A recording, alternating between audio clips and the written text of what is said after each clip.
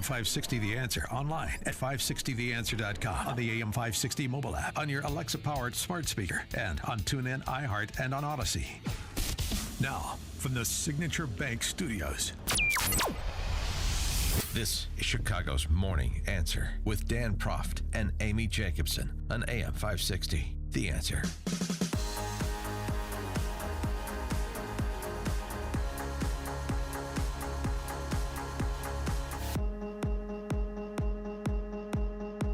Good Thursday morning. Amy Jacobson here with John Anthony, who's in for Dan, who's off for the rest of the week, taking some golf time. Nice. I think he's golfing. Scotland somewhere? No. He's in Peru with Dylan Mulvaney. No. Ouch. No, he is, I think, I don't know where he is. American Heritage Club or I don't know. Somewhere. This club. Somewhere fancy. With a cigar. With his fancy friends and his fancy Lululemon golf pants. Having fun, hitting the They make little golf white ball. pants? Oh, they make spectacular golf pants. But I told him, considering what happened at Lululemon, the two managers followed. They didn't try to arrest them. They just videotaped people who helped themselves to their merchandise. They videotaped them walking out the door, and they both lost their job. No way. So, all right. So there's a kitten killer out there, and a lot of us have cats. I am one of them. Justin Kosick is another cat lover. He and I bond over our feline friends all the time. So this story is absolutely disgusting. A Wicker Park man has been arrested for torturing and killing at least 6 kittens since May. And his girlfriend eventually turned him in, but I think his girlfriend should be arrested as well. So with that, whenever we have any animal abuse stories, we go to the expert. We go to John Garrido. Hold on. He is a retired lieutenant with the Chicago Police Department, and he's president of the Garrido Stray Rescue Foundation. Good morning, John. How are you? Good morning. Thank you for having me on the show. Yeah, so I don't want to get into the gory details, but I know that you can because you have a stronger stomach than me. But can we walk through what this man actually did to these kittens? It's horrible. What he's accused of doing is, he's living with this girl, and she discovers that basically, to summarize it and not to get, I guess, too graphic, he drowned at least 3 of the cats, strangled one of them, mutilated another cat, and was feeding the portion of the cat to another cat that he had, and he put one of the cats in the microwave. And the part of it, I mean, the entire thing is sick and mind-boggling. But the girlfriend would actually help him get a new cat, and he kept renaming the cat Shelly. It's very, very disturbing. And this is a 22-year-old. His name is Thomas Martell. Am I pronouncing that correctly? Thomas Martell. Yes. And he's a good. When you saw his mugshot, when a lot of us saw his mugshot, we would never think that guy is killing kittens, because we know from Bundy and from Jeffrey Dahmer, you start with small animals and then it leads into being a serial killer. Yeah, and that's the disturbing thing about these types of cases. When you look at it, I mean, he looks normal. Clearly he's got, assuming that he's, found guilty, it's proven, that he did do all these things, and with the graphic detail that was given by the girlfriend and with what was found in the apartment there, I'm pretty confident that it did all happen. It's disturbing that there's, people out there that walk among us like this that you would never know just by looking at them. Now, I've never met him, so I don't know if there was a way to, tell that there was something off about this guy. Clearly, the girlfriend knew there was something off about him, which is, crazy that she didn't come forward sooner. I don't know, why we're, 6 cats in before she decides to turn him in. But, it's disturbing. And the first thing I thought of, when you hear about it and see it is, like you said, Ted Bundy and Jeffrey Dahmer. Yeah, and I mean, so one time on one of the days in May, she came into the apartment, this is according to the prosecutor, and it smelled horrific. And she found out that there was a bag containing kitten and kitten parts in the pantry that he had put in there. And then and she saw some kitten's blood, and she stayed with him that night anyway. Like, what is wrong with her that she's with him, and why isn't she arrested? Because it sounds like she was helping him since they went on Craigslist and they went to different places to get cats, to get replacement kitties, just to kill for fun. And he admitted to her, told her that he's enjoyed killing animals since he was 8 years old, as far as he could remember. Oh, so that came out in court as well too. Yes. But then he dried the body parts of the cats and fed that to another cat. Was the cat's name Reggie, the male cat? Yeah. Yeah, he had a thing. He would, I guess, and this is a little bit vague, but the cat looked like his mom's cat, or maybe, so he would replace it so his mom wouldn't know. So I don't know if he was taking the cat from his mom's house, and he would rename the cat Shelly. Oh, my God. So he's been charged with 4 counts of animal torture and 2 counts of aggravated cruelty to animals. Where is he now? Is he still? I know his bond was what did the judge set his bond at? $7,600. Yeah. So my understanding is that his family got him out on bond. The next court date, and things seem to keep changing here in Cook County, but he's supposed to be up for court next week. I think the 17th. Our Rescue Foundation, we have a court advocacy portion of it that's kind of just growing out of what we do, and where people can actually follow these cases and show up in court. And again, we're not trying to change the outcome of the court. We're just trying to make sure that people are held accountable.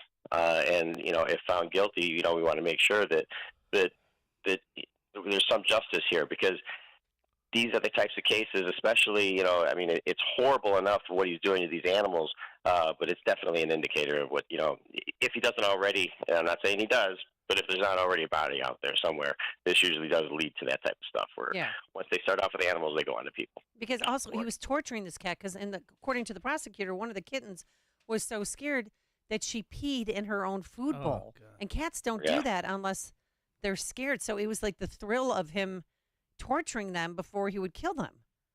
Yeah, no, it's horrible, and it's I wish that our laws were stricter. I don't know what the final outcome, if found guilty, what he'll actually get out of this, but I can tell you, my opinion is it won't be long enough. So when because you obviously have a shelter, and you gave Dan Proft a dog, which, remember, I called you because I was very concerned. I was. Like, he's never home. He can't take care of a dog. I understand he does very well taking care of that dog, yes. Yes. But you've had an incident where, you've given a dog to a home for adoption, and they ended up euthanizing the animal. Yes, yeah, we actually have in our clause now, it's called the Charlie's Clause, because we had a dog that was a year old, and we found this couple. They were up in Wisconsin. Everything seemed perfect, 7 acres of land. Brought the dog up there. The dog definitely had separation anxiety, but it bonded with this couple right away.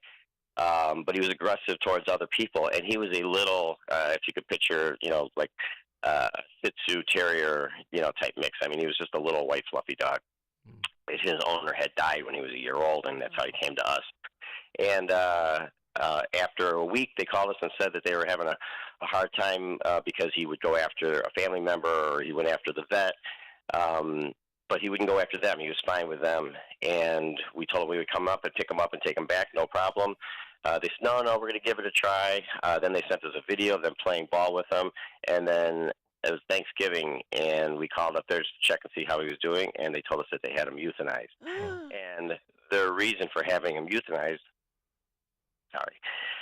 still bothers me, had him euthanized because they felt that he wouldn't do good in any other home as well, and they thought it was the humane thing to do.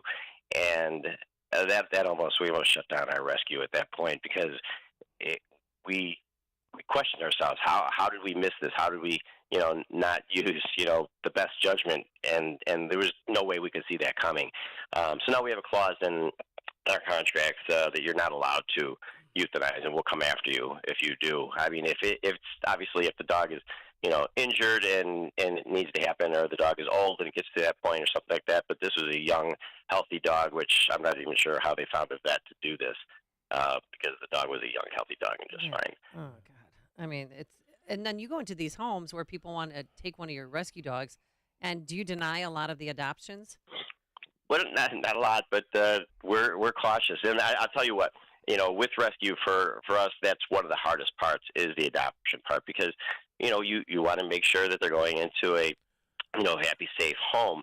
But so no, we have no problem that if we're going through the process and we decide or see something that we don't like or that doesn't make sense, we will not adopt our dogs out. And it gets hard because as it is, it's hard to find homes. Now, I mean, during the pandemic, everybody was out of animals. All the rescues are all cleaned out. The shelters were cleaned out.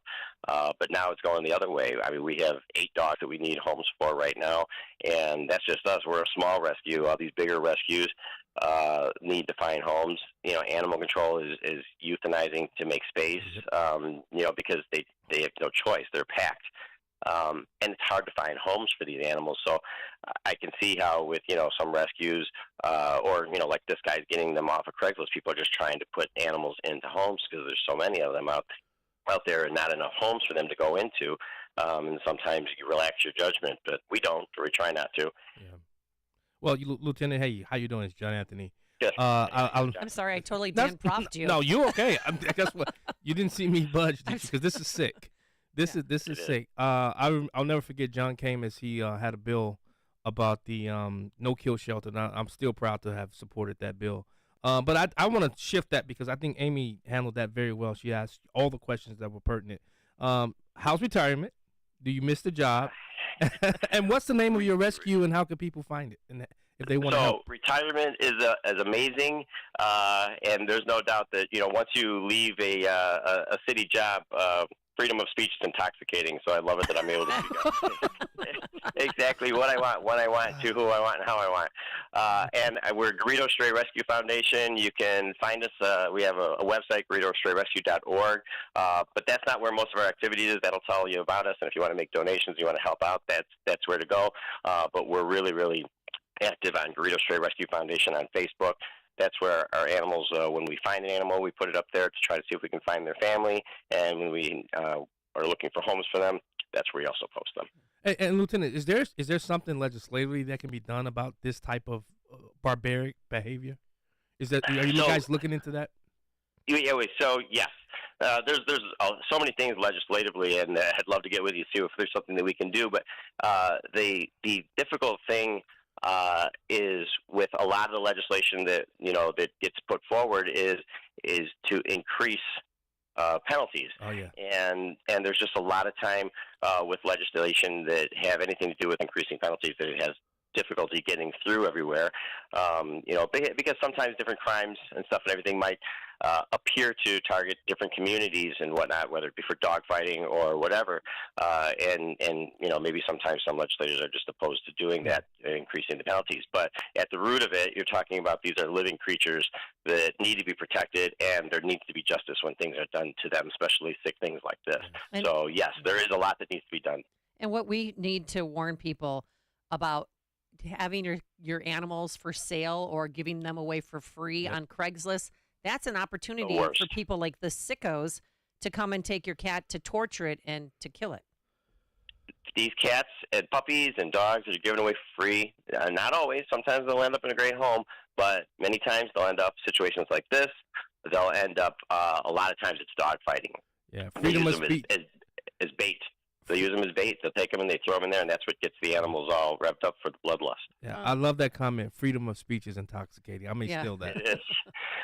And and then real quick, just back to this Tom Martell, who, by the way, if don't ever let him, remember that name. If you're on any social media platform where you're trying to get rid of an animal, Tom Martell, do not give him any animals. His 4th kitten he picked up in Woodstock. The 3rd one he picked up in Indiana. I mean, if I was one of those people who gave him my animal or my kitten, I would just be feeling awful right now because they didn't know. I mean, he looks normal. He acts normal. He's got a job in Elmhurst, I believe. And if I could add to that, especially we're talking about like animals that are taken and used for dog fighting. Many times the person that's doing the criminal acts to these animals isn't the person that gets it. They might have a normal looking girlfriend, that's got herself together, and they send the girlfriend to go and get the animal. So just giving away a free animal on social media or on Craigslist is a bad idea. No matter which way you look at it, it just is, because you don't really know. You're not doing a home visit. You're not doing reference checks. You're not really checking to see exactly where this animal is going to end up. And obviously that's dangerous and unsafe for the animal. All right, we're going to have to leave it there for today. Former Chicago Police Lieutenant John Garrido, and he's president of the Garrido Stray Rescue Foundation, GarridoStrayRescue.org. Again, that's GarridoStrayRescue.org, or you can find him on Facebook. John, thank you so much for coming on. We always appreciate it. Thank you again for having me on the show. Thanks. Bye. And he joined us on our turnkey.pro answer line. The stories you need to know to start your day. This is Chicago's Morning Answer on AM 560. The Answer. Don't defund the police. Hire the police to protect your business. Rising crime has been crippling business owners in Illinois more and more in the past year. Blue Star Security can protect your most valuable asset, your business, to protect both you and your customers. Blue Star Security is the only security company in Chicago